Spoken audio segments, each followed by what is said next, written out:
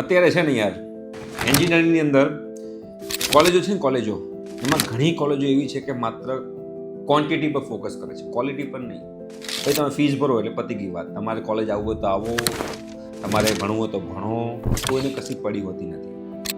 આવી ઘણી કોલેજો છે. એટલે તમે જ્યારે એડમિશન લો ને એની પહેલાં ઘણા એવા રિસર્ચ કરજો, સ્ટુડન્ટ્સને પૂછજો, જે કોલેજમાં તમે ઇન્ક્વાયરી કરવા જતા હોય એની ફેકલ્ટીનું એજ્યુકેશન પૂછજો, ફેકલ્ટી ક્યાંથી ભણેલી છે એ બહુ જ જાણવું જરૂરી છે. એનું ઇન્ફ્રાસ્ટ્રક્ચર, એનું પ્લેસમેન્ટ.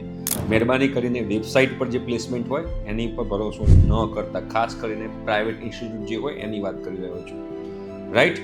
તો એનો ઇન્ટેક કેટલો છે, મતલબ કે 300 લોકોને ભણાવે છે, 1000 લોકોને ભણાવે છે, રાઈટ? એ બી તમારે જાણવું બહુ જરૂરી છે.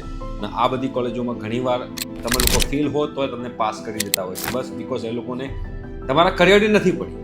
એ લોકોને તો એમના રેવન્યુ, એવરી યર જે રેવન્યુ જનરેટ થવું જોઈએ એની જ એમની પડી હોય છે.